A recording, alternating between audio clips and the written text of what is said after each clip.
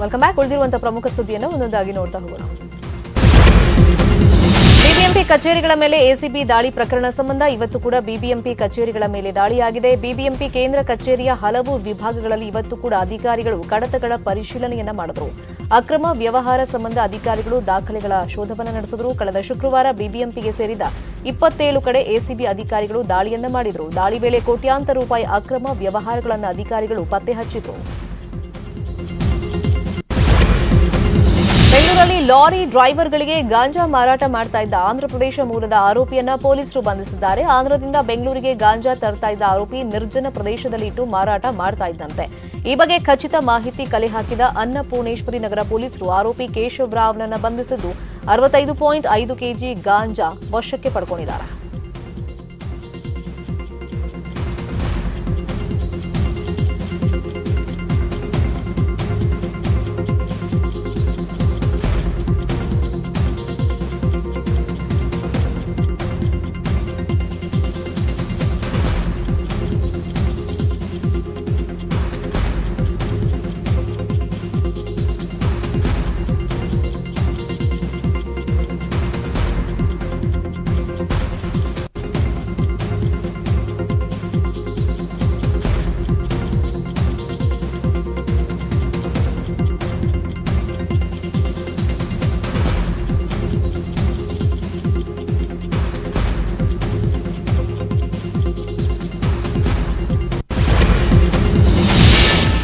ಮಣಿಪುರದ 38 ಕ್ಷೇತ್ರಗಳಲ್ಲಿ ಮೊದಲ ಹಂತದ ಚುನಾವಣೆ ನಡೀತಾ ಇದೆ. ಒಟ್ಟು 173 ಅಭ್ಯರ್ಥಿಗಳು ಕಣದಲ್ಲಿದ್ದು 15 ಮಹಿಳಾ ಅಭ್ಯರ್ಥಿಗಳು ಕೂಡ ಚುನಾವಣಾ ಪರೀಕ್ಷೆಗೆ ನಿಂತಿದ್ದಾರೆ. ಈವರೆಗೆ ಮಣಿಪುರದಲ್ಲಿ 67% ಮತದಾನವಾಗಿದೆ.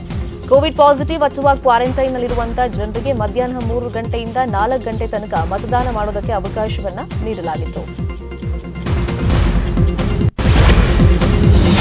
ಚಿಕ್ಕಬಳ್ಳಾಪುರ ಹಾಗೂ ಕೊಪ್ಪಳದಲ್ಲಿ ಭೀಕರ ರಸ್ತೆ ಅಪಘಾತ ಸಂಭವಿಸಿದೆ. ಚಿಕ್ಕಬಳ್ಳಾಪುರ ನಗರದ ಹೊರವಲಯದಲ್ಲಿ ಬೈಕ್ಗೆ ಬಸ್ ಡಿಕ್ಕಿ ಹೊಡೆದಿದ್ದು ಸ್ಥಳದಲ್ಲೇ 3 ಸಾವನ್ನಪ್ಪಿದ್ದಾರೆ. ಬಸ್ ಚಾಲಕನ ಅತಿ ವೇಗದ ಚಾಲನೆಯಿಂದಾಗಿ ಅವಘಡ ಸಂಭವಿಸಿದೆ. ಇನ್ನೊಂದು ಕಡೆ ಕೊಪ್ಪಳದ ಭಾಗ್ಯನಗರದಲ್ಲಿ ಬೇವಿನ ಮರಕ್ಕೆ ಇನೋವಾ ಕಾರ್ ಡಿಕ್ಕಿ ಹೊಡೆದಿದ್ದು 3 ಸ್ಥಿತಿ ಗಂಭೀರವಾಗಿದೆ. ಬೇವಿನ ಮರದ ಪಕ್ಕದಲ್ಲಿದ್ದ ಬೈಕ್ಗಳು ಕೂಡ ಸಂಪೂರ್ಣವಾಗಿ ಜಖಮಾಗಿವೆ. ಮುಂಬೈನ ಕಂಜುರ್ಮಾರ್ಗ್ ಪ್ರದೇಶದಲ್ಲಿ ಭಾರೀ ಅಗ್ನಿ ಅವಘಡ ಸಂಭವಿಸಿದೆ. ಕಂಜುರ್ಮಾರ್ಗ್ ಪ್ರದೇಶದ ಇಂಡಿಯನ್ ಆಯಿಲ್ ಪಾರ್ಕ್ ಪ್ರದೇಶದಲ್ಲಿ ಭಾರೀ ಬೆಂಕಿ ಕಾಣಿಸಿಕೊಂಡಿದೆ. ಸ್ಥಳಕ್ಕೆ 10 ಅಗ್ನಿಶಾಮಕ ದಳ ಸಿಬ್ಬಂದಿ ದೌಡಾಯಿಸಿದ್ದಾರೆ. ಬೆಂಕಿ ನಂದಿಸುವುದಕ್ಕೆ ಹರಸಾಹಸಗಳು. ಉಳಿದಿರುವಂತಹ ಪ್ರಮುಖ 5 ಸುದ್ದಿ ನೋಡೋಣ ಬ್ರೇಕ್ ಆದ್ಮೇಲೆ.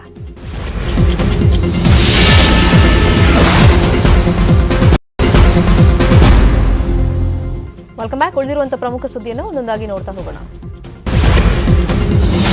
ಬೈಕ್ಗಳ ನಡುವೆ ಡಿಕ್ಕಿಯಾಗಿ ನಡು ರಸ್ತೆಯಲ್ಲಿ 2 ಬೈಕ್ಗಳು ಹೊತ್ತಿ ಉರಿದಿವೆ. ತಮಿಳುನಾಡಿನ ಗೋಪಸಂದ್ರದ ಬಳಿಯಲ್ಲಿ ಘಟನೆ ನಡೆದಿದೆ. ಮುಂದೆ ಸಾಗ್ತಾ ಇದ್ದ ಟಿವಿಎಸ್ ಬೈಕ್ಗೆ ಮತ್ತೊಂದು ಬೈಕ್ ಡಿಕ್ಕಿ ಹೊಡೆದಿದೆ. ಡಿಕ್ಕಿಯ ರಭಸಕ್ಕೆ 2 ಬೈಕ್ ಸವಾರರು ಕೆಳಗಡೆ ಬಿದ್ದಿದ್ದಾರೆ.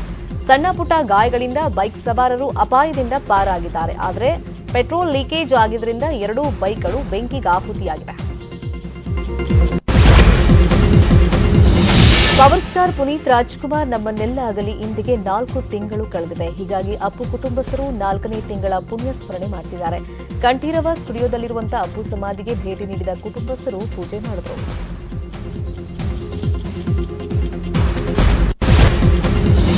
ನಟಿ ಭೂಮಿಕಾ ಹೊಸದಾಗಿ ಫೋಟೋ ಶೂಟ್ ಮಾಡಿಸಿದ್ದಾರೆ. ವೆಸ್ಟರ್ನ್ ಔಟ್ಲುಕ್ನಲ್ಲಿ ಬಿಂದಾಸ್ ಆಗಿ ಪೋಸ್ ಕೊಟ್ಟಿದ್ದಾರೆ. ಸದ್ಯ ಹೊಸದೊಂದು ಸಿನಿಮಾ ಮಾಡ್ತಾ ಇದ್ದು ಆ ಸಿನಿಮಾದ ಪ್ರಚಾರಕ್ಕಾಗಿ ಈ ಫೋಟೋ ಶೂಟ್ ಮಾಡಿಸಿದಾರಂತೆ. ಬೇರೆಬೇರೆಯ ವೆಸ್ಟರ್ನ್ ಔಟ್ಫಿಟ್ನಲ್ಲಿ ಸಖತ್ ಗ್ಲಾಮರಸ್ ಅವತಾರದಲ್ಲಿ ರಸಿಕರ ಎದೆಗೆ ಕಿಚ್ಚನ್ನ ಹಚ್ಚಿದ್ದಾರೆ ನಟಿ ಭೂಮಿಕಾ.